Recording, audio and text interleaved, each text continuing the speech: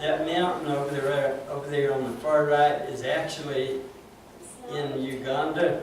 We're right up at the corner of the lake, and that is across the border into Uganda. And then the headwaters of the Nile River are just a little ways past that, where it runs out of the lake and all the way down to Egypt.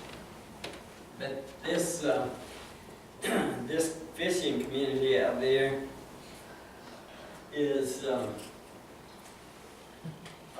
there's some wildlife. There's beautiful birds and all kinds of fish in this lake.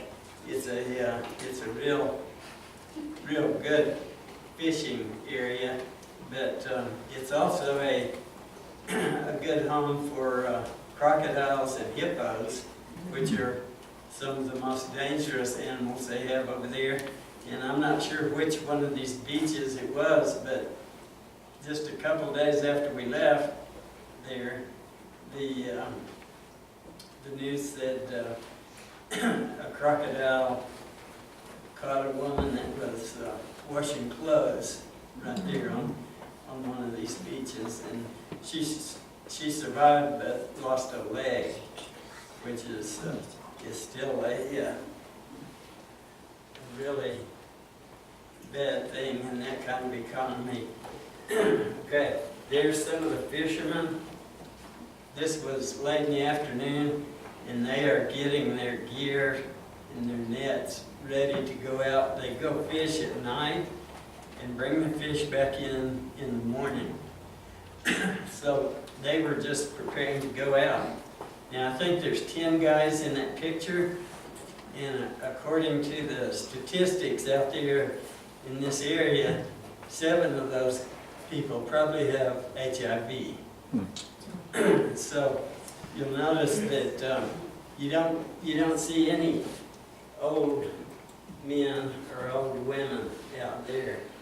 There's just not any. They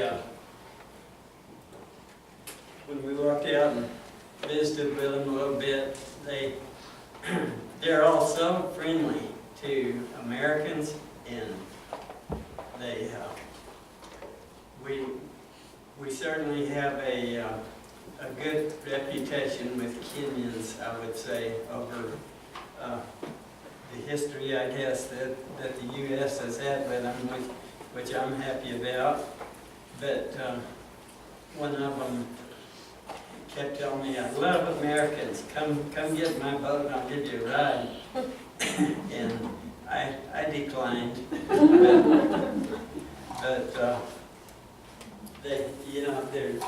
they're just old wooden boats and have no. I didn't see a life jacket anywhere. And the water was getting a little bit rough. Okay, their fishing business. These happen to be Nile perch right here. That these are not tilapia. Tilapia are their main fish that they bring in. They don't like Nile perch as well, but there's some of them that are big old fish. But the fishermen are men. They bring the fish in the mornings, and there are women there that buy the fish from the men, and they clean them and pack them away in baskets, and then they sell them to trucks that come and take them to market. So they have just a little bit of a margin in there, because everybody pays and charges about the same price. So in order for instance, this woman to get a certain fisherman's fish each day, she can't give him more money. So the system that has unfortunately developed is sexual favors between the fishermen and the women that clean the fish, and then also the truckers that haul the fish away. And this is one of the things that has made AIDS such a epidemic in that part of the country. And I have, there's some statistics that say that it's maybe getting a little bit better, and I hope that's the case. Maybe it's going to be on the decline.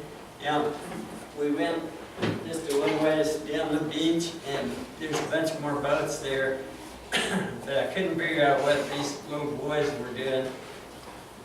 A bunch of them had one end of a rope pulling on it, and then there's another group that had a rope pulling on it, and it was coming from out in the water, and they kept pulling it up, and there was a net, and they finally got this thing dragged up all the way out on the beach, and you can see it's a real fine net, not like what the adult fishermen were using. But these guys were catching minnows, which is like what those kids were eating at school. And they had probably 2 5-gallon bucketfuls of minnows that they caught, that they'll sell for somebody to dry. And that those minnows were not too appetizing looking to me, but I guess they aren't any worse than sardines. But that's some of the kids out there at that same beach.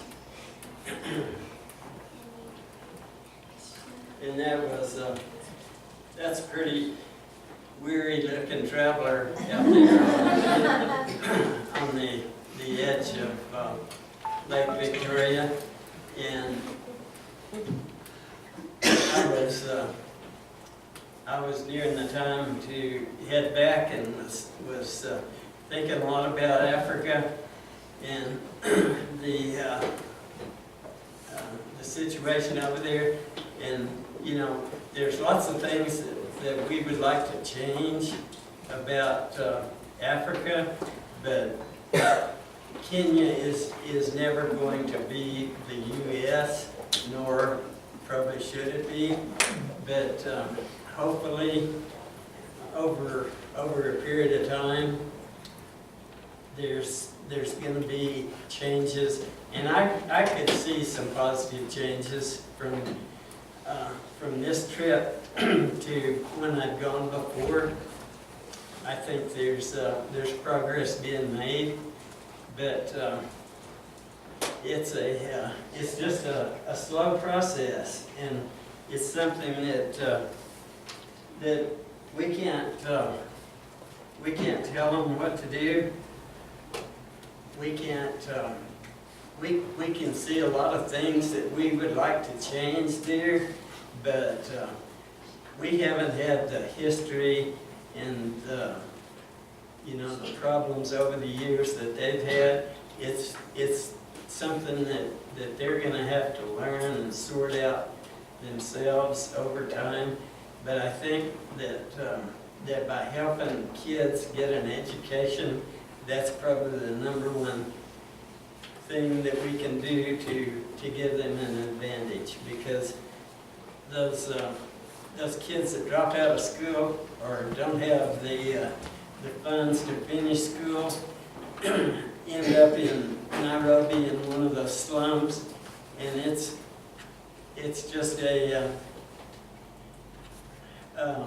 near impossible place to get out of once somebody gets there, because they are competing with tens of thousands of other people to look for a job down there.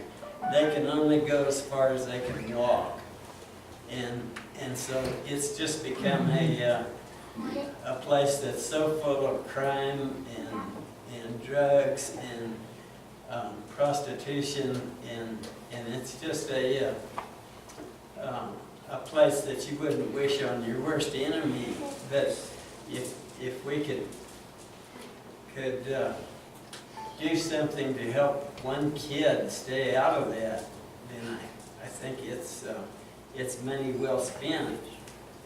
I talked to lots of people when I was traveling, visited with all kinds of people from all over the world, and when they'd ask me what I was doing, where I was going, you know, some of them were just incredulous. You're gonna do what? You know, you're going where? And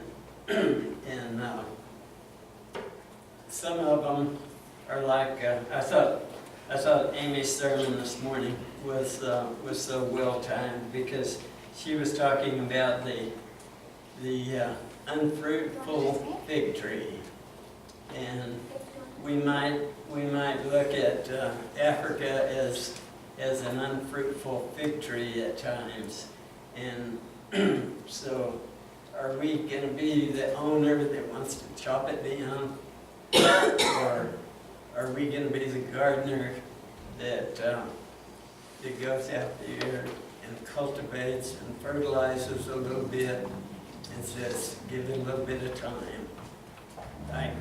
I would hope that's what we could do. So that's all that I have, and if you have any questions or comments, I'd be happy to answer. You may have said this and I missed it, but how many kiddos are at the high school?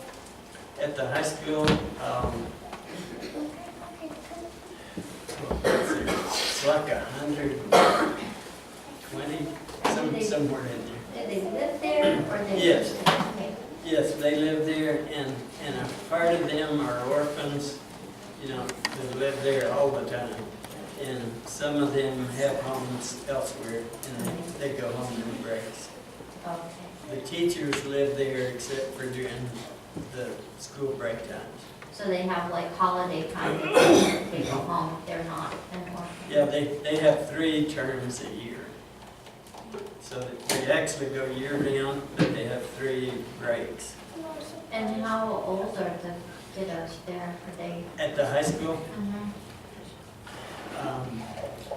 starts at 9th grade, doesn't it, or is it 8th? 9th, okay. So what would that be, 14? About 14 up to 18 or so. And a lot of them don't look near that old.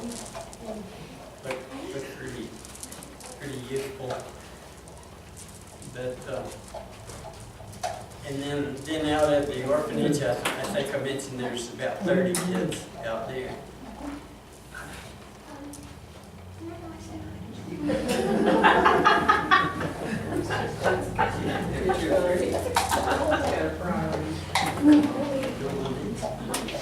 No? Okay. But I want to thank Trinity again and all the people that helped out and provided support and encouragement for the trip, and I hope that you saw something that we've done that's worthwhile. Tom and I just got together when we got there, and he had a whole list of all kinds of things that they needed, and so we just picked out some of those. There's a lot of other things that I wish we could have gotten to. One of those is maybe one of these days some little tables and chairs for their library, that sort of thing. But, you know, it takes time. But any other questions? Or? I have one. Yes. Tom runs the school. Where does he get his funding?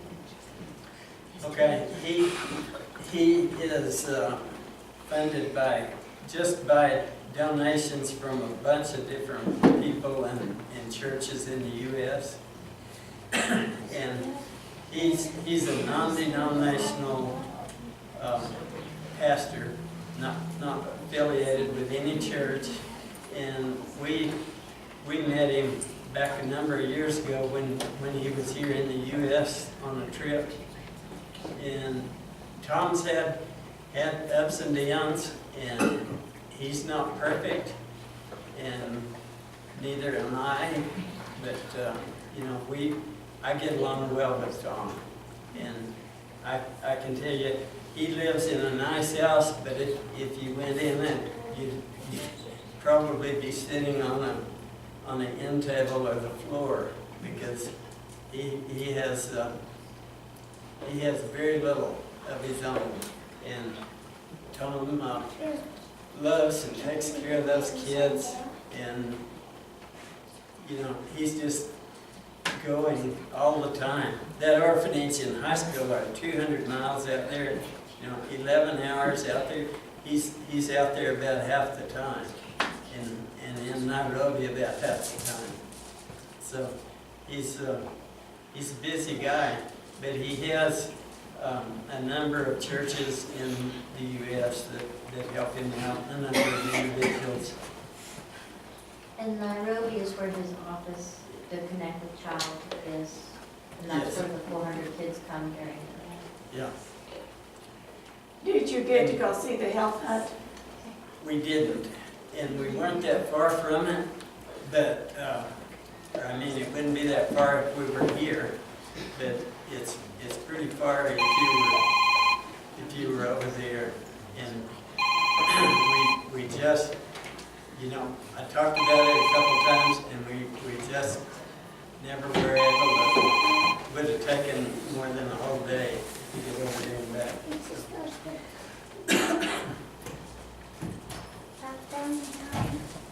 You want me to take your trash? But thank you again, and Thank you. there's a few cookies around.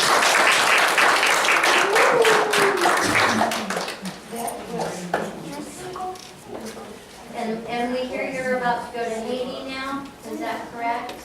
Yes, I think so. In April or May? Right at the end of April. Going to Haiti with some shoes. Edwin, is that with the shoe, the ground people, or is Yes, it? yes, it is.